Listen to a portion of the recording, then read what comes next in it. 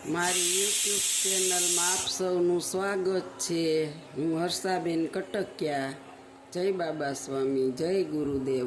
આજે આપણે બનાવીશું એક વાઘ ભટજીએ એક નુસ્ખો બતાવેલો છે કે ગમે તેવી નળી બ્લોકેજ હોય તો તમે કાચી દૂધી ખાવ, અગર દૂધીનું જ્યુસ પી શકો છો। તો હું આજે 8 દિવસથી આ પીઉં છું અને મને ઘણો ફેર છે। તો જો આટલી દૂધી સુધારીશ અને કાચી પણ હાલતા ચાલતા એકાદી ચીર ખાવ તો આટલી દૂધી નાખવી છે મિક્સરમાં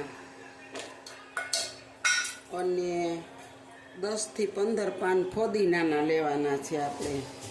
એને આપણે ધોઈ અને લઈ લીધા છે સૂકવીને, અને 8 પાન તુલસીના છે। અને હવે આપણે એમાં નાખવાનો છે સંચર પાવડર। તમે જોઈ શકો છો 5 તારા સંચર પાવડર ગમે એ લઈ શકો।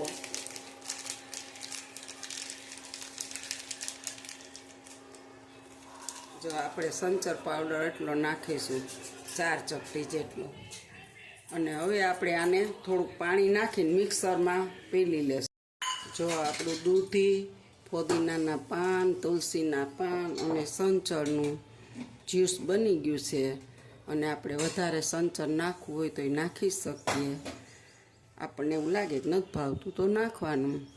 અને આ જ્યુસ પીવાથી ગમે એવી બ્લોકેજ નળી હોય ને તો વાંગ ભટ્ટ છે ને એણે લખીને બતાવ્યું છે કે આ જ્યુસ પીવાથી ગમે એવી બ્લોકેજ નળી હોય તો પણ ખુલી જાય છે। જમીને અડધી કલાક રહીને પી શકો અને વહેલા પણ પી શકો। અને આખો દિવસ દૂધીની 1-2 ચીરું ખાધા કરવાની આપણી નળી હાવ સાફ કરી નાખે છે। અને આ જ્યુસ હવે આપણે ઘૂંટડે ઘૂંટડે પીવાનું છે બેઠા બેઠા। તુલસીના ફોદીનાના પાન ને સંચર પાવડર, આપણને એવું લાગે તો આપણે સંચર પાવડરને વધારે નાખવો હોય તો નાખી શકીએ। જો 1 લોટો ભરાણો છે અને આ પીવાનું છે। જો તમને આ રેસીપી સારી લાગે તો લાઈક શેર કરજો, બે લાઈક બટન દબાવવાનું ભૂલતા નહીં, અને સબસ્ક્રાઈબ કરજો તો મારી અવનવી રેસીપી તમને જોવા મળે। અને આ ખરેખર હું આજ 10 દિવસથી આ પીઉં છું, ઘણું સારું છે।